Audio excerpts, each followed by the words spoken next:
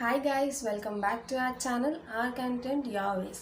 Video start చేసే ముందు JEE mains, advance, EAMCET సక్సెస్ఫుల్గా కంప్లీట్ చేసుకున్న వాళ్ళందరికీ హార్టీ కంగ్రాచులేషన్స్. అండ్ ఈ వీడియోలో మనం మొత్తం బీటెక్ గురించి మాట్లాడేసుకున్నాము. కానీ నేను ఈ వీడియోలో బీటెక్లో ఏ బ్రాంచ్ బెస్ట్ కాదు అని అయితే నేను చెప్పను. ఎందుకు చెప్పను అనేది కూడా చెప్తాను.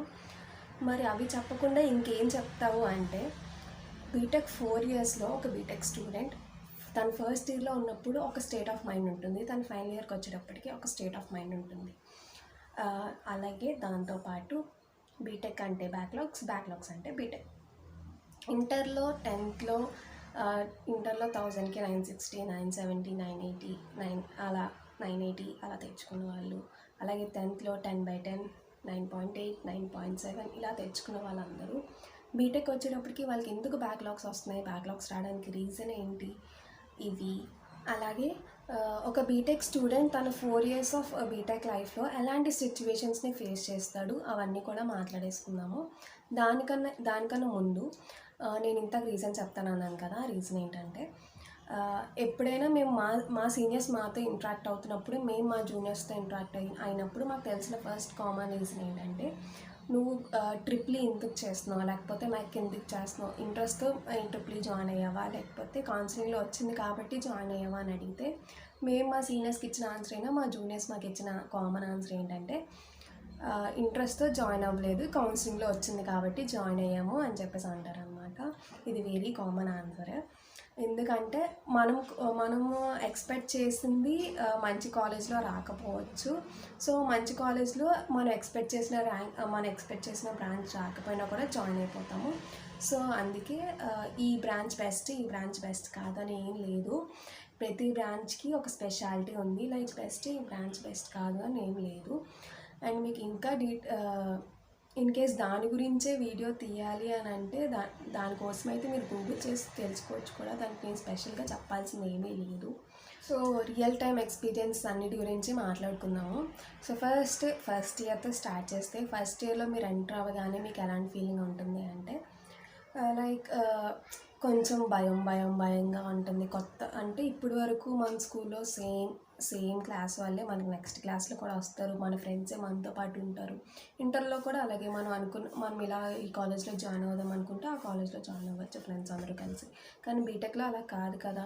ఏదొస్తే అక్కడికి వెళ్ళాలి, ఎక్కడో తెలియని ప్లేస్. కొంతమంది అయితే వాళ్ళ హోమ్ టౌన్ వదిలేసి వేరే ప్లేసెస్లోకి వెళ్ళి జాయిన్ అవుతారు. సో అలాంటి వాళ్ళకి ఏంటంటే కొత్త ప్లేస్, కొత్త మనుషులు, అలాగే ఇంజనీరింగ్ ఎలా ఉంటుంది.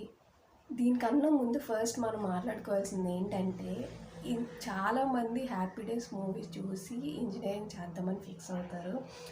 ఈ వీడియో చూస్తున్న వాళ్ళు ఎవరైనా హ్యాపీ డేస్ మూవీ చూసి ఇంజనీరింగ్ చాలా బాగుంటుంది అని చెప్పేసి జాయిన్ అవ్వాలి అనుకుంటే మాత్రం ఇంకా మీ చేతిలో టైం ఉంది, అస్సలు జాయిన్ అవ్వకండి. హ్యాపీ డేస్లో ఉన్నట్టు మాత్రం అస్సలు ఉండదు, కంప్లీట్ వేరేగా ఉంటుంది. జాయిన్ అయిన తర్వాత మాత్రం పక్కా తిట్టుకుంటారు ఇది చూసి జాయిన్ అయితే.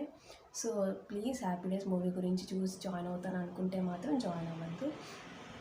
సో ఫస్ట్ ఇయర్ చెప్పాను కదా, కొంచెం భయంగా ఉంటుంది. అలాగే ఇప్పుడు ఏంటంటే కోవిడ్ సిచ్యువేషన్ కాబట్టి మ్యాథ్స్ ఆన్లైన్ క్లాసెస్ అవ్వచ్చు. ఇంకా మీకు కాలేజ్ స్టార్ట్ అయ్యేటప్పటికి కొంచెం లేట్గా స్టార్ట్ అవుతుంది. సో ఇప్పుడు ఈ కోవిడ్ సిచ్యువేషన్ వల్ల ఈ బ్యాచ్ 2020 బ్యాచ్ మిస్ అయిపోయే పెద్ద థింగ్ ఏమైనా ఉందా అంటే ఫ్రెషర్స్ మిస్ అయిపోతారు. మేబీ కొన్ని కాలేజెస్ వాళ్ళు కండక్ట్ చేస్తారేమో ఇంటరాక్షన్ కోసం, but majority of the colleges conduct చేయరు. ఎందుకంటే సోషల్ డిస్టెన్సింగ్ అవన్నీ ఉండాలి కాబట్టి. You might miss your freshers miss అవుతున్నారు అంటే మీరు ఒక వాల్యుబుల్ మెమరీని మిస్ అయిపోతున్నట్టే. మీరు 4 ఇయర్స్లో ఏమైనా మెమరీస్ మీరు చేసుకోగలరు అంటే అది ఫ్రెషర్స్లోని, ఫేర్వెల్లోని మాత్రమే. మిడిల్ అనేవి ఆ పెద్ద మెమరీస్ ఏమీ ఉండవు. So you lose that memories. కొంచెం భయంగా ఉంటుంది.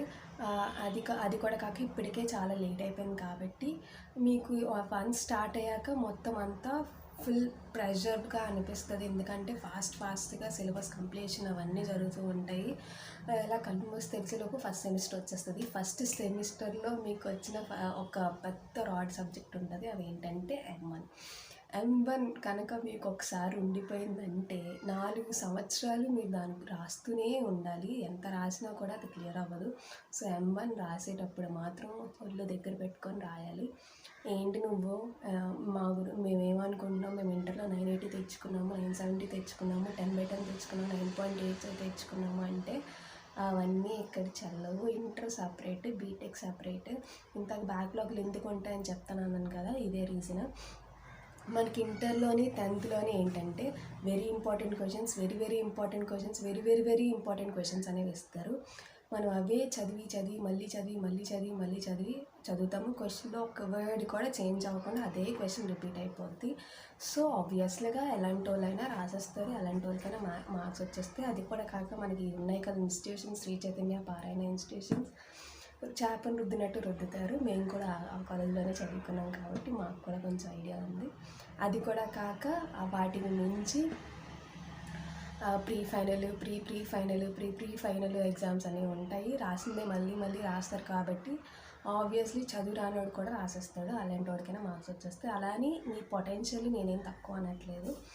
బీటెక్ వచ్చేటప్పటికి ఏంటంటే మీరు చదివేది ఒకటి, అక్కడ వచ్చేది ఒకటి. ఇక్కడ ఎవరు మీకు important questions, very important questions ఏమి ఎవ్వరు. ఇంపార్టెంట్ క్వశ్చన్స్ కూడా ఎవరు you have to read each and every unit, ప్రతి లైన్ కూడా చదవాల్సి ఉంటుంది ఒక్కొక్కసారి అయితే కొన్ని సబ్జెక్ట్స్కి అయితే.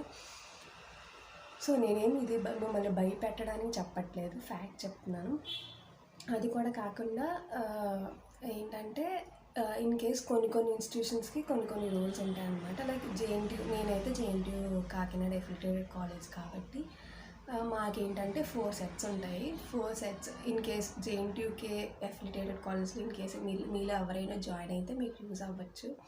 4 సెట్స్ ఉంటాయి. 4 సెట్స్లో 2 సెట్స్ ఈజీగా ఉంటాయి. ఈజీ అంటే you can score good marks, ఈజీగా పాస్ అయిపోతారు. ఒక సెట్ నార్మల్గా ఓకే పాస్కి పర్లేదు అన్నట్టు ఉంటుంది. 4th సెట్ వచ్చేసి చాలా దారుణంగా ఉంటుంది. పాస్ అవ్వడానికి కూడా అవుతామా లేదా అన్నట్టు ఉంటుంది. 70 మార్క్స్ తెచ్చుకోవడం కష్టమా అని అనిపిస్తుంది ఒకసారి. కష్టమే, పాస్ అవ్వడం కష్టమే.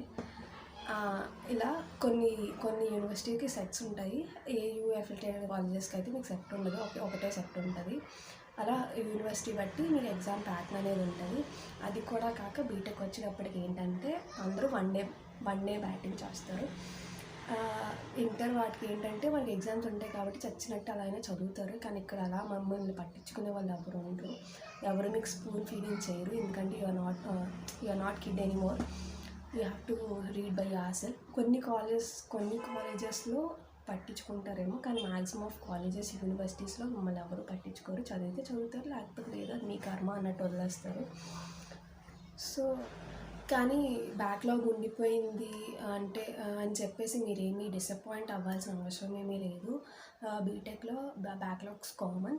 అండ్ దీంతో పాటు ఇంకొక విషయం ఏంటంటే, మీరు ఎప్పుడైనా మీ ఇంజనీరింగ్ అక్కలు అన్నయ్యలు ఎవరైనా ఉంటారు కదా, వాళ్ళు ఒకసారి అడగండి. ఎప్పుడైనా రిజల్ట్ వచ్చినప్పుడు మ్యాక్సిమం అందరూ ఆల్ క్లియర్, ఆల్ పాస్ అని చెప్పేసి అంటారు, కానీ ఎవరు పర్సంటేజ్ గురించి మాట్లాడరు. మ్యాక్సిమం ఏ బీటెక్ స్టూడెంట్ పర్సంటేజ్ గురించి మాట్లాడరు. ఎందుకంటే ఎలాంటి బీటెక్ స్టూడెంట్ కన్నా యావరేజ్ స్టూడెంట్, ఇంటర్లో టాపర్స్ బీటెక్లో అబవ్ యావరేజ్ కింద కన్సల్టేషన్లో ఉంటారు. ఎవరో 2-3 తప్ప మిగతా వాళ్ళందరూ యావరేజ్ కేటగిరీలోకి వచ్చేస్తారు. బీటెక్లో 60 to 80 మధ్యలో మీకు పర్సంటేజ్ ఉంది అంటే యూఆర్ తోపు. అసలు తోపులాగే మీరు ఇంకా ఉండాలి. ఇంకా 90 అబవ్ వచ్చిందంటే వాళ్ళు దండం పెట్టేయచ్చు, వాళ్ళ దేవతలు ఇంకా. సో అలా అన్నమాట. 60 తెచ్చుకోవడం మీకు కంపెనీస్కి కూడా మినిమం గవర్నమెంట్ జాబ్స్ అయినా ఎలాంటి కంపెనీస్ అయినా మినిమం 60-65% ఉంటే చాలు, అలౌ చేసేస్తారు. సో దీన్ని బట్టి మీకు అర్థమైంది కదా, మీ 60 to 80% మధ్యలో ఉంటే యూఆర్ తోపు. ఇంకా కొంచెం మీకు సెటిల్ అవ్వడానికి, అలవాటు పడడానికి కొంచెం టైం ఇలా అలవాటు పడుతున్నారు అనేటప్పటికీ ఫస్ట్ ఇయర్ అయిపోద్ది. నెక్స్ట్ సెకండ్ ఇయర్కి వచ్చేటప్పటికి ఇది చాలా క్రూషియల్ పీరియడ్. ఇక్కడ ఏంటంటే మనం సీనియర్స్ అన్న ఒక ఫీలింగ్ వచ్చేస్తుంది, మళ్ళీ ఎవరు ఆపలేరు అన్న ఫీలింగ్ వచ్చేస్తుంది. మేము ర్యాక్ చేసేయచ్చు అది ఇది అనుకుంటారు.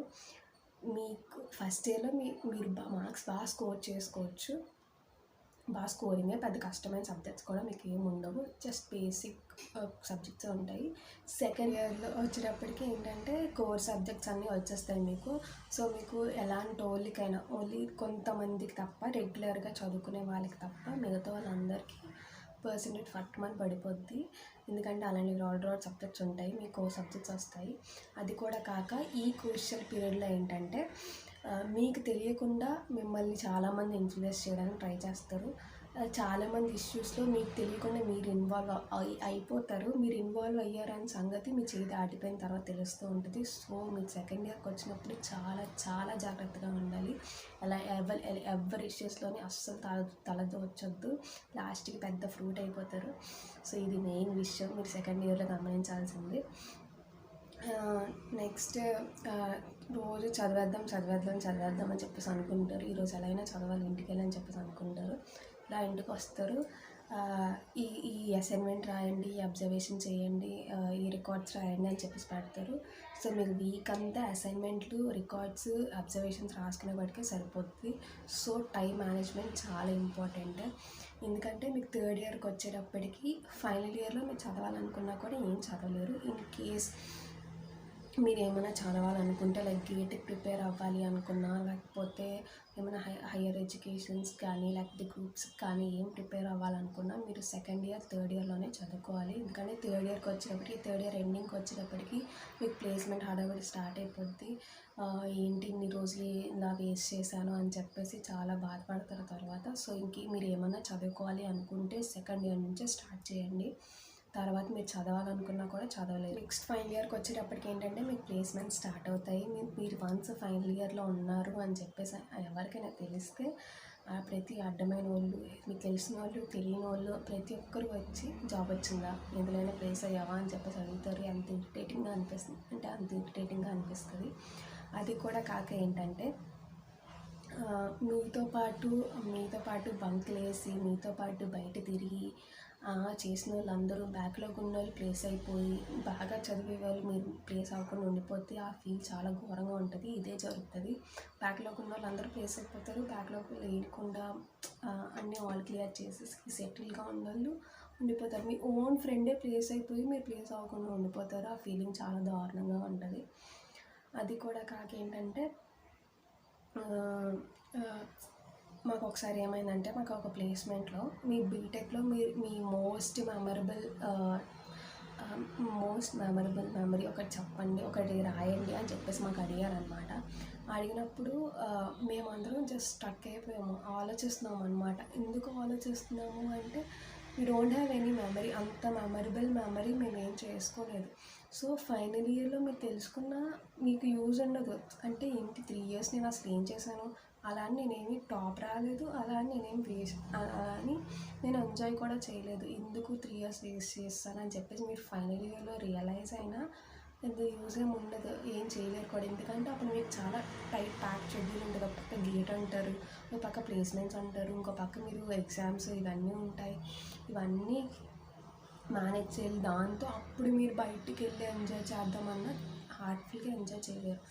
So try to enjoy maths, అంటే ఎంజాయ్ చేయండి, అలాగే ప్లేస్మెంట్స్కి కూడా ఈక్వల్గా ప్రిపేర్ అవ్వండి.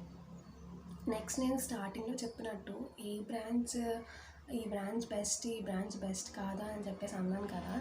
ఎందుకు అలా అన్నానంటే, థర్డ్ రీజన్ ఏంటంటే, ఇప్పుడు ట్రిపుల్ అయినా, మెక్ అయినా, సివిల్ అయినా, ఈసీ అయినా, సిఎస్సి అయినా లాస్ట్కి మీ క్యాంపస్లో వచ్చేది సాఫ్ట్వేరే వస్తాయి. సో అందరూ 60% of the students prefer software. అదే అంటారు కదా, పిల్ల కాలువలన్నీ లాస్ట్కి సముద్రంలోనే కలవాలి అన్నట్టు. ఈ పిల్ల బ్రాంచెస్ అన్నీ లాస్ట్కి సాఫ్ట్వేర్ అనే సముద్రంలోనే కలుస్తాయి. సో 60% ఆఫ్ ది స్టూడెంట్స్ త్వరగా సెటిల్ అయిపోవచ్చు అనే ఒక రీజన్తో సాఫ్ట్వేర్ సైడ్కి ప్రిఫర్ చేస్తారు. అది కూడా కాక ఏంటంటే, ఈ 4 years ఆఫ్ బీటెక్ లైఫ్ అయ్యేటప్పటికి చాలామందికి చదువు మీద ఇంట్రెస్ట్ పోద్ది. సో చదివే ఇంట్రెస్ట్ లేక, ఓపిక లేక, కొంతమందికి ఇన్వెస్ట్మెంట్ లేక మ్యాక్సిమం అందరూ త్వరగా సెటిల్ అయిపోవచ్చు కదా అని చెప్పేసి సాఫ్ట్వేర్ సైడ్ ప్రిఫర్ చేస్తారు. అది కూడా కాక బీటెక్ అయ్యేటప్పటికి చాలామందికి ఎక్కడ లేని ప్యాషన్స్ అన్నీ పుట్టుకొచ్చేస్తాయి. లైక్ మోడలింగ్ చేయాలని, ఫోటోగ్రఫీ చేయాలని, వేరే ప్యాషన్స్ అన్నీ పుట్టుకొస్తాయి. అలా 10% వాళ్ళు ఓన్ ప్యాషన్ సైడ్ వెళ్తారు. అండ్ మిగతా వాళ్ళు ఏంటంటే కొంతమంది బాగా చదువు బిడ్డలు ఏం చేస్తారు అంటే హైయర్ ఎడ్యుకేషన్కి వెళ్తారు. ఇంకా మిగతా వాళ్ళు కన్ఫ్యూజ్ స్టేట్ మైండ్లో ఉండిపోతారు అనమాట. లైక్ ఏం చేయాలి అంటే నాకు అంత సాఫ్ట్వేర్కి వెళ్ళే అంటే ప్లేస్ అవ్వలేని వాళ్ళందరూ ఈ ఈ కన్ఫ్యూజన్ స్టేట్లో ఉండిపోతారు. లైక్ కొంతమంది స్టార్టప్స్కి వెళ్ళిపోతారు. అంటే బాగా కొంచెం మనీ ఉన్న వాళ్ళు, బ్యాక్గ్రౌండ్ ఉన్న వాళ్ళు స్టార్టప్స్ ఓన్ బిజినెస్ సైడ్ వెళ్తారు. అండ్ కొంతమంది ఏమీ లేని వాళ్ళు కన్ఫ్యూజ్ స్టేట్ ఆఫ్ మైండ్లో ఉండిపోతారు. సో అందుకే చూస్ వైజ్లీ. మీరు ఏం చేయాలనుకుంటున్నారో ముందే, ఇన్ కేస్ మీరు ఏమైనా వేరే బ్రాంచెస్ వచ్చినా కూడా, ఇన్ కేస్ మీకు నచ్చిన బ్రాంచ్ రాకపోయినా సరే ఏమీ ఫీల్ అవ్వకండి. మీకు సిఎస్సిలోనూ వేరే బ్రాంచెస్లోనూ ఫ్రెండ్స్ ఉంటారు. మీకు యాంపుల్ టైం ఉంటుంది. మీరు ఫస్ట్ ఇయర్ నుంచి ఫైనల్ ఇయర్ వచ్చేటప్పటికి మీకు చాలా టైం ఉంటుంది. ఉన్న టైంలో లాంగ్వేజెస్ నేర్చుకోవడానికి ట్రై చేయండి. కొన్ని కాలేజెస్లో ఏంటంటే ట్రైనింగ్ సెషన్స్ ఉంటాయి, కానీ కొన్ని కాలేజెస్లో ట్రైనింగ్ సెషన్స్ ఉండవు. సో అందుకే వేరే వాళ్ళ మీద డిపెండ్ అవ్వకుండా కొంచెం సెల్ఫిష్గా ఉండండి. లైక్ మీరు నేర్చుకోవాలి అని చెప్పేసి ఏంటంటే సెల్ఫ్ ఇంట్రెస్ట్ కలిగి నేర్చుకోవడానికి ట్రై చేయండి. ప్రతిదీ నేర్చుకోండి. లాస్ట్ మూమెంట్ వరకు ఎప్పుడు వదిలేయద్దు. Be serious. చదువుతో పాటు ఎంజాయ్ కూడా చేయండి. రెండు బ్యాలెన్స్ చేసుకోండి. So all the very best for today. I hope you liked it. మీలో ఎవరైనా ఏ సిచ్యువేషన్కైనా కనెక్ట్ అయి ఉంటే please do comment below, like, share and subscribe to my channel. See you in the next video. Until then, take care. Bye bye.